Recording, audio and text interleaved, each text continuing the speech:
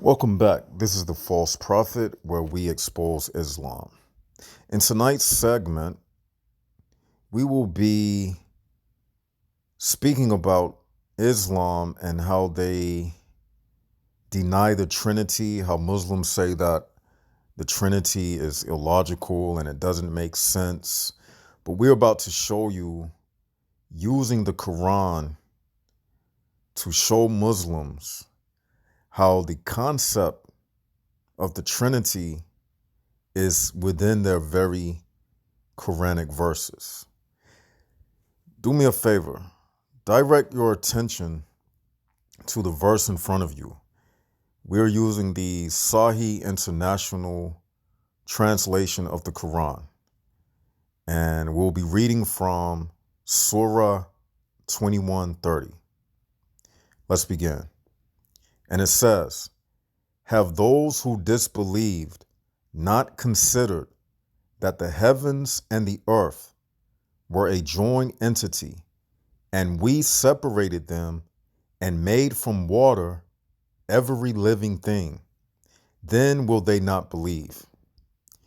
As you see, you have Allah speaking about the time when the heavens and the earth were joined together. And the word that it uses in the translation is entity. Now, what is an entity? An entity, for one, is not an inanimate object. An entity is a being that has consciousness, okay? And how can we prove that the heavens and the earth have consciousness? Well, we can go to Surah 41:11, and let's do that right now. Let's go to Surah 41:11. And it reads, we can go to the Pictol, we can go to the Sahih International, we can go to the Yusuf Ali. Let's go to the Yusuf Ali. "Moreover, he comprehended in his design the sky, and had it been smoke, he said to it and to the earth, 'Come ye together, willingly or unwillingly.' They said, 'We do come together in willing obedience.'" Let's read the Sahih International version. Surah 41:11, the Sahih International. "Then he directed himself to the heaven while it was smoke, and said to it and to the earth, 'Come into being, willingly or by compulsion.' They said, 'We have come willingly.'" So as you see from reading Surah 41:11, you see that the smoke and the earth were entities that had consciousness. So let's go back to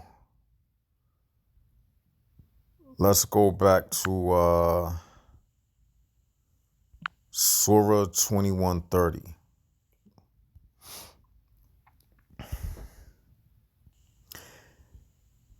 Now, it says a joint entity. We just proved that the heavens and the earth had consciousness when we read 41:11, because Allah spoke to the heaven and the formless earth before they were in being. Because as you see, the translation says, "Come into being." Okay, so the people who translated 41:11, they understood it like I understand it, like it's clearly understood that this is referring to the time when the heavens and the formless earth were not created yet. They were in a metaphysical type of state of being, and that's why Allah was asking them to come into being. Okay, now we're about to show you how all of this proves that Muslims, whether they know it or not, they believe in a trinity concept.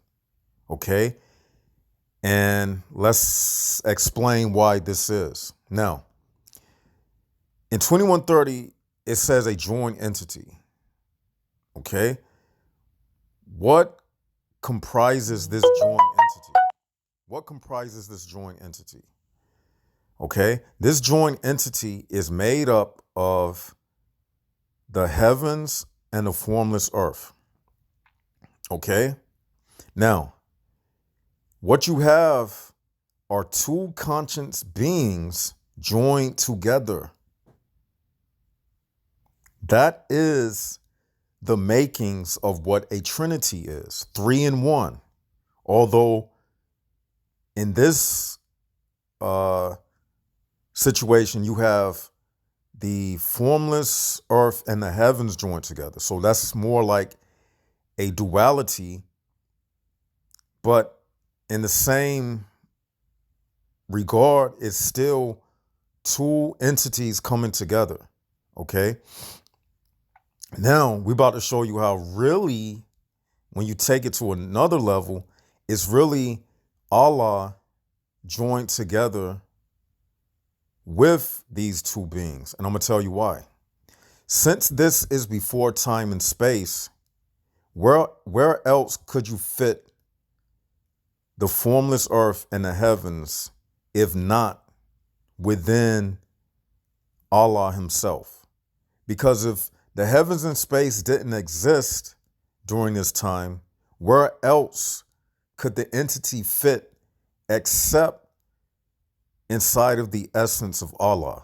Let me explain.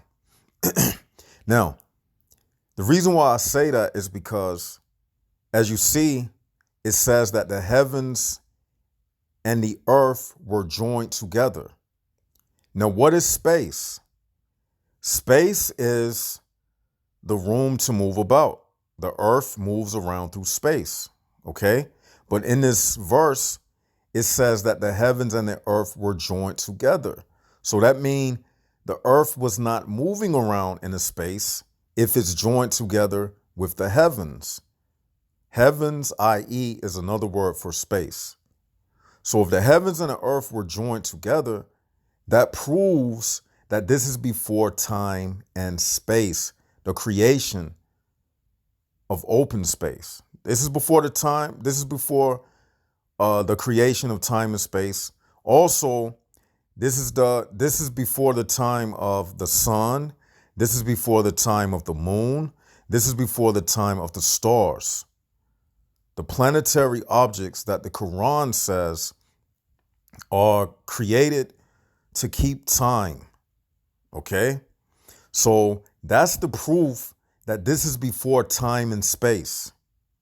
Now, like I said, because this is before time and space, where else outside of time and space could this joined entity fit if not inside of the essence of Allah himself?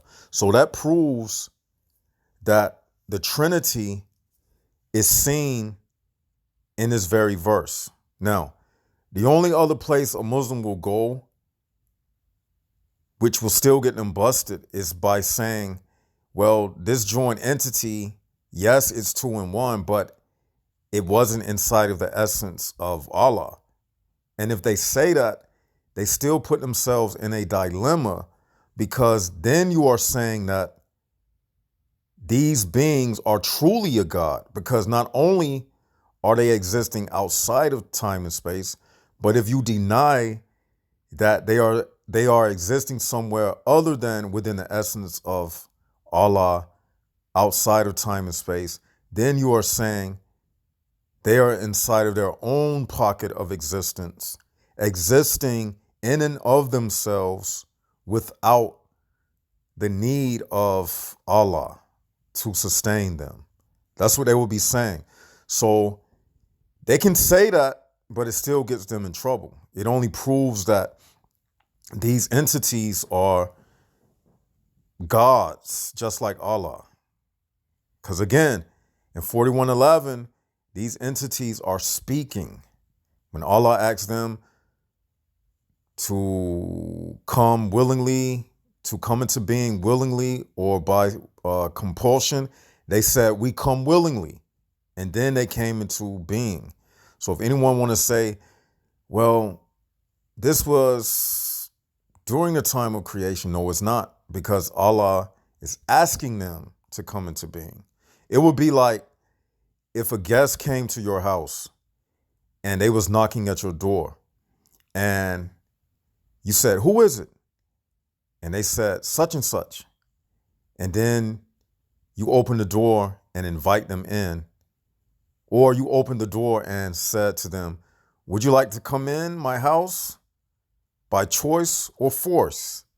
By choice or force? And if they said, we come by choice, and then they walk into your house, that's when they came into your house. After you asked them, will they come into your house by choice or by force? Similar to what Allah asked the formless earth and the smoke in 41:11.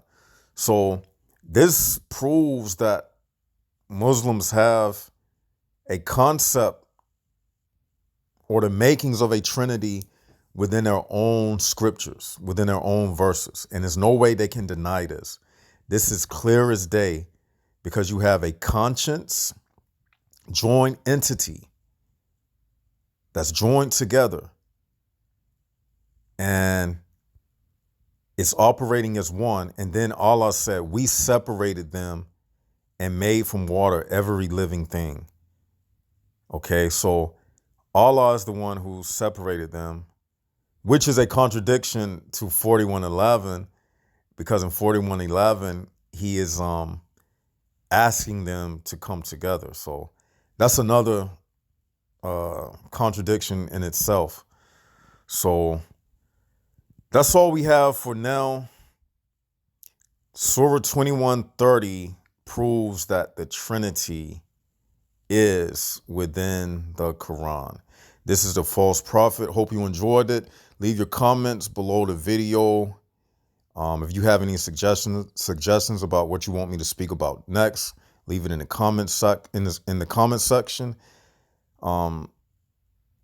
Subscribe to our channel, hit the likes button, and spread the word about our channel. And until next time, this is the false prophet, where we get Islam busted daily.